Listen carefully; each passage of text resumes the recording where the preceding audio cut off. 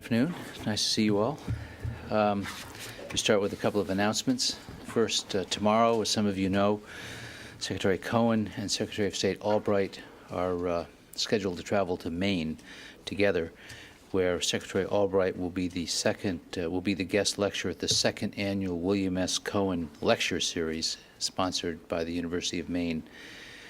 That'll be at 9 a.m. tomorrow, and then there'll be a press availability afterwards at approximately 10:25. This is in Orono, Maine, I believe. And after that, Secretary Cohen and Secretary Albright will tour the Edmund S. Muskie Archives at Bates College in Lewiston, Maine, and that will be open to the press as well, although I don't think they plan on any press availability in Lewiston. Also tomorrow, while some of you are presumably in Maine with the secretaries, we'll have a background briefing here on Secretary Cohen's trip to the Middle East. That briefing will be at 11 a.m. and by a senior defense official. With that, I'll take your questions. Charlie. Ken, have you any firm indication of what's going on in Pakistan? And is there any concern in this building over who controls Pakistan's nuclear program and nuclear weapons at this time? Okay. I've obviously seen the same reports you have about what's going on in Pakistan. It's our understanding that the military has seized a number of buildings and airports, but we don't know much beyond that right now. My understanding is that the military plans to address the nation sometime in the next several hours. Of course, it's I think Pakistan is 10 hours ahead of us, so it's a little after midnight, a little before 1 a.m. in Pakistan now, so I don't know exactly when this address is going to occur or if it's going to occur. It's based on a CNN report primarily at this stage.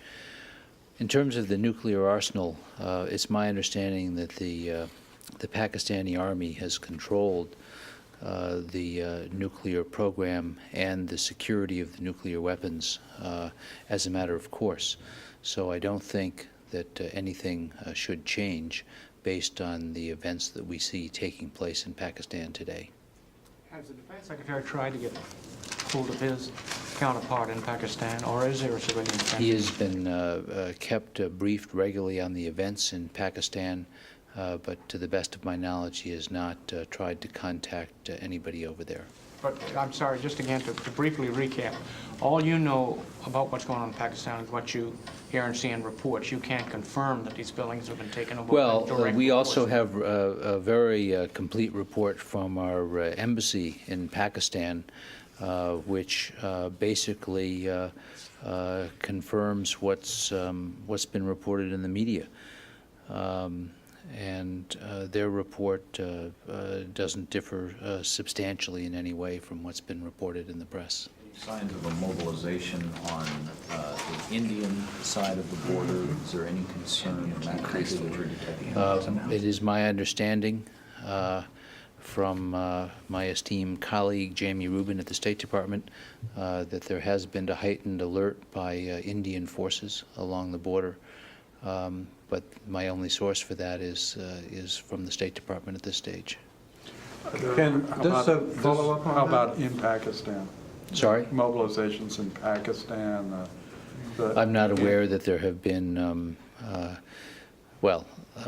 I guess it depends on your view of mobilization. The reports are that the military has seized a number of government buildings, airports, a TV station in Islamabad, and other facilities operating widely throughout the country. I'm not aware that there's been a mobilization of reserves or others. I don't know what the military says, whether they have a total force like we do or not. But the military apparently, according to the reports we've been receiving through embassy and other sources, has been active in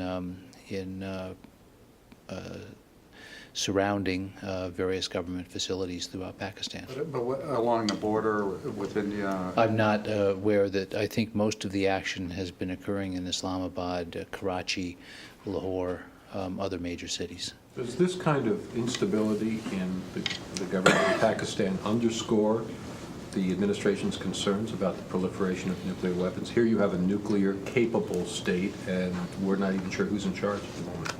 Well, I think we do have to wait and see what's happening. We don't have a clear view of what's going on in Islamabad right now. But to answer your question directly, yes, I think it does underscore the need for treaties like the Comprehensive Test Ban Treaty that would, if in effect, make it more difficult for countries to develop nuclear weapons. Pakistan has, of course, has not signed the treaty, but both India and Pakistan have indicated that they could in the future perhaps sign the treaty, and that would be good because it would make the further development of nuclear weapons more difficult if they cannot test them. It would have been better had they signed the treaty before they tested nuclear weapons, but that wasn't the case. Yes. Just to follow up, have they indicated that they would only sign the treaty in the event that the United States ratifies it? Well, I think that it's widely expected that if the leading nuclear power in the world refused to ratify the treaty, that there would be little incentive for other countries to ratify the treaty. Jim. Can you characterize the state of military-to-military relations between the United States and Pakistan? And have these relationships been seriously limited by the dispute over Pakistan's nuclear program? And is that leaving you in the dark at the moment? Well, there are very limited military-to-military relationships between the U.S. and Pakistan. And there are a number of reasons for this, but the primary one is their nuclear program. In 1990, U.S. military assistance to Pakistan was cut off under the so-called Pressler Amendment, which required the president to certify that Pakistan was not working to develop a nuclear device. President Bush felt that he could not certify that in 1990 and therefore invoked the Pressler Amendment, and military-to-military relationships were, as I say, cut off. There were other dealings with Pakistan that continued principally in the counter-narcotics area, but of course that's not a military program. So there really has been very little dealing between our military on the customary basis of the International Military Education and Training Program, IMET, officer exchanges, sales through the Foreign Military Sales Program, the provision of spare parts. Those types of standard transactions have not been occurring for about the last 9 years. Now, following the nuclear test in May of 1998, there was at one point congressional discussion about restarting the so-called IMET program on the theory that we needed to establish relationships between the U.S. and the Pakistani military in order to get to know them better and to work with them on established paths for working with them on a variety of issues, such as confidence-building measures and things like that. That never took place. The IMET program was not reestablished for a series of economic and political reasons. So there's been virtually no contact on a standard basis between our militaries. Having said that, General Zinni, General Anthony Zinni, who's the commander-in-chief of our Central Command, has been to Pakistan several times, including, I think, as recently as June or July, to discuss nuclear issues, the need to subscribe to the Test Ban Treaty, and also to try to find ways to reduce tensions in Kashmir. As you recall, there were fears back in June and July that India and Pakistan might go to war over Kashmir, and this time, unlike the past times they fought over Kashmir, they both have nuclear weapons. So there was considerable efforts made by the United States and other countries to try to tame this dispute, and I think it was successfully tamed. Have any of these high-level Pakistani military officials met in the last, year or 6 months with top U.S. officials, Secretary Cohen or General Shelton? Or Well, I don't believe any have met with Secretary Cohen. I'll double check that. The director of intelligence in Pakistan was here several months ago. This is the person that the Prime Minister Sharif appointed or tried to appoint as the Army Chief of Staff. As I understand it, and this all happened today, and our reporting both from the embassy and from media is very contemporaneous. But as I understand it, Prime Minister Sharif attempted to fire the Army Chief of Staff, whose name is Musharraf, and replace him with the General Zia, who was the Director of Intelligence. And it was, according to reports that we've seen, it was this move that triggered a response by the military. General Musharraf, the Army Chief of Staff, was out of the country at the time in Sri Lanka.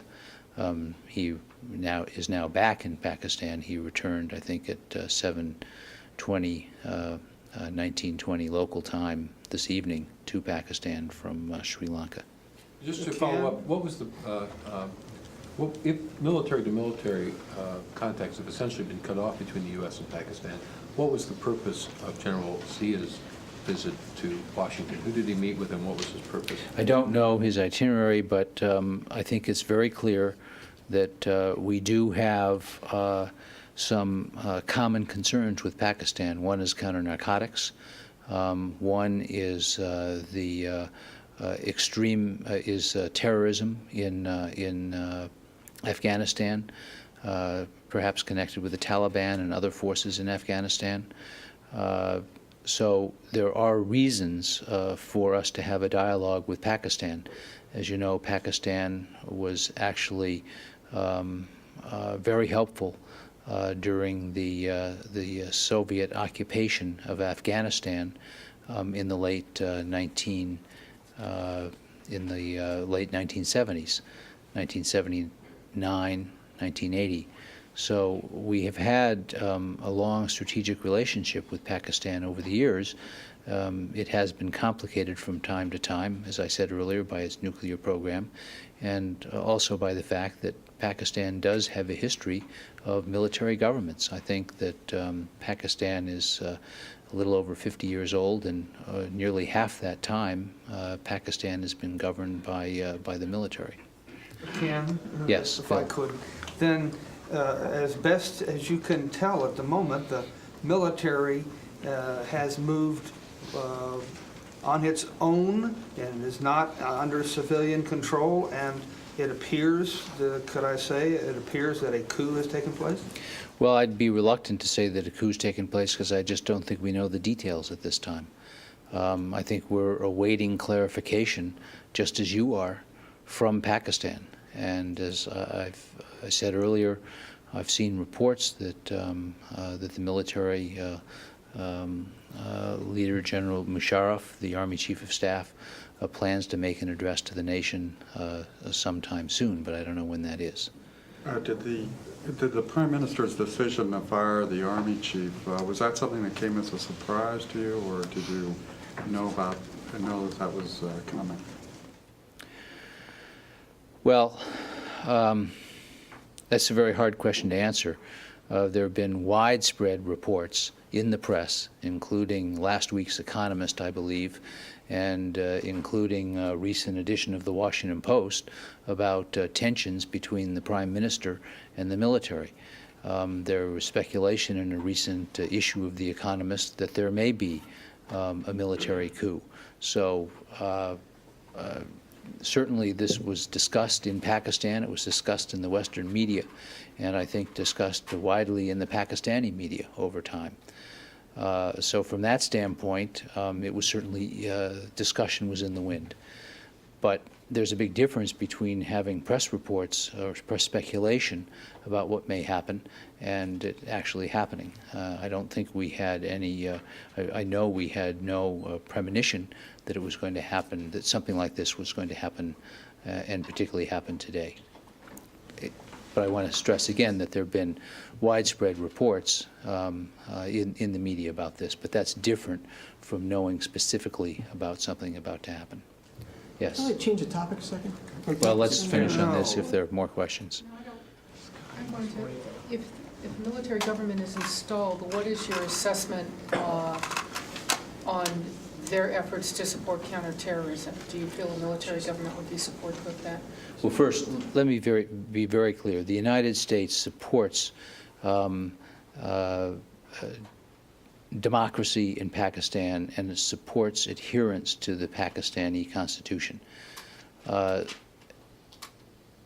Having said that, I think we don't know exactly what's happening in Pakistan today, and therefore it's a little premature to speculate on what the policies of a new government might be. I don't have any reason to believe that the military would be lax on counterterrorism. As you know, one of the problems that has afflicted Pakistan in the last several weeks is an upsurge of sectarian violence between two factions of the overwhelmingly Muslim population. And there have been, I think, several dozen deaths due to fighting between Sunni and Shia factions. There have been also so there has been concern of terrorism, but I can't speculate on what policies a new government would have. I was wondering if you felt from General Zia's recent visit here whether there were any hints about whether or not any elements of the military were willing to pursue that more vigorously. Not that I'm aware of, but I just don't know. More questions on this? Tony, Can I ask you a non-Pakistan? you may. Okay, the Wall Street Journal today had a very thinly sourced story about alleging Raytheon was over cost and schedule on about a dozen programs. A couple weeks ago, on September 11th, you had a review of their programs. My understanding was that they didn't come out as too bad, not great, but not too bad. Do you have any kind of insight into Raytheon's overall problems as laid out at that meeting on the 11th? Well, first of all, let me set the context here. Dr. Jack Gansler has been meeting episodically with defense contractors, I think on a quarterly basis, has started a series of quarterly meetings with defense contractors. These generally occur on Saturday, to sit down and go over the contractors' business dealings with the Pentagon and to discuss the company's specific contracts to design, develop, or build new weapons.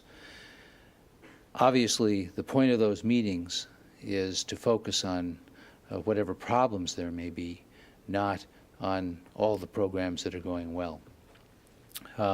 All contractors have programs that are behind schedule or over cost. It doesn't mean that they will be behind schedule and over cost at every point during their lifetime, but at some point in the life cycle of those programs, they may encounter some problems. The goal of these meetings is to focus on the problems and to resolve them so that the programs can be brought back into schedule and back onto cost. There was a meeting with Raytheon in September, I believe, to go over that. There have been other meetings with other contractors.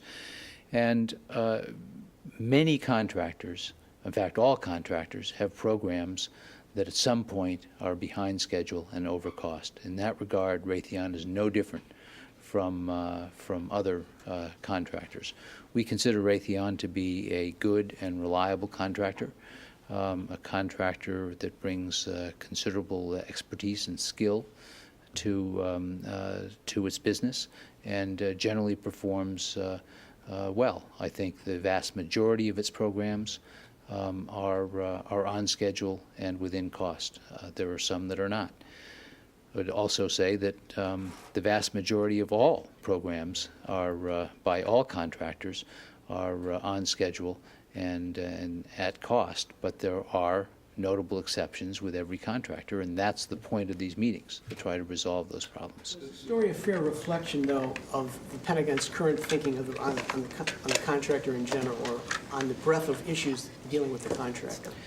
It is not fair to single out Raytheon as more troubled than other contractors. It is not. To the extent the story conveyed an effort to resolve problems, it was accurate, but it was inaccurate to the extent that it gave anybody the impression that Raytheon was doing a worse job than other defense contractors, other major defense contractors. Ken, as a result of this, does Raytheon face any penalties for being over cost or behind schedule? Well, will there be any restructuring of any of these because of these problems? Well, it's very important to not to leap to conclusions about these reviews. Every contract is different. Some contain penalty clauses, others don't. I'm not a lawyer. I can't go into a great deal of detail about contracting, but the point of this is, the point of these meetings is to focus on problems and figure out ways to resolve them. This is what I would call intelligent management.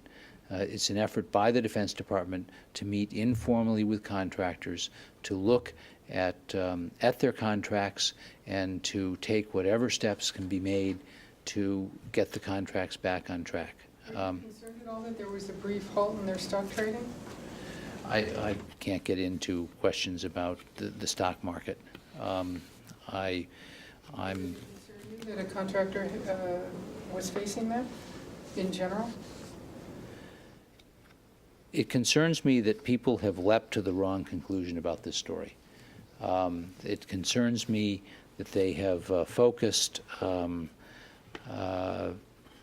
only the problem programs, and there are some, and not on the general level of good work that this contractor or other contractors are doing for the department.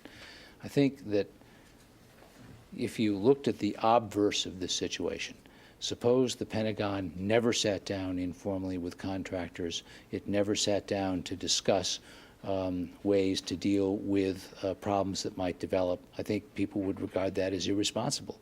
This is an attempt to manage intelligently and to try to deal with problems at the earliest possible time, and to get the contractor and the Defense Department to focus on ways to improve things. So what you're saying is that Raytheon is not a troubled contractor? No, I do not consider Raytheon a troubled contractor. Like all defense contractors, there are some contracts that are not always on schedule or within cost. The goal of these meetings is to focus on those and to bring them back on schedule and back to within cost. There have been reports about other defense contractors having problems in recent months. We are asking businesses to develop extremely complex, cutting-edge technology under very demanding schedules. And from time to time, there will be difficulties that arise when you're dealing with something that's new or difficult. I think that many of you were here for the briefing on the National Missile Defense Test recently, where you heard about two bodies intersecting at a closing speed of 15,000 miles an hour. These are very demanding projects that we assign to contractors, and sometimes it takes extra work to make them perform as planned. That's what the point of these meetings is, to focus on the areas that need more work and to help the contractor and the department figure out ways to get any contract that's off schedule back on schedule. Bill? Yes, another subject. Yeah. The Perry report escaped about an hour ago, Ken, and there is no word in the Perry report at all about a anti-ballistic missile defense for South Korea or for Japan. I don't believe it's even mentioned in there. So I would ask you, what's your comment on this report, or have you read it? I read the classified version a month or so ago, and I thought it was a very interesting and substantive report. But to address your particular question, this report was not looking at missile defenses. It was looking at what's going on in North Korea and making recommendations for ways that we can prevent North Korea from becoming a greater threat through its weapons development program to other countries in the world. And that was the goal of the report, and I think the report makes some very important substantive recommendations for dealing with North Korea in a way designed to prevent the proliferation of missiles and other dangerous weapons. Does the DoD accept the analysis of former Secretary Perry that North Korea could only have enough fissionable material for 1 or 2 weapons, and that could their status as a nuclear power couldn't be any greater than that? Or does the DoD see other possibilities? The DoD accepts the Perry analysis in that regard. It does. Okay.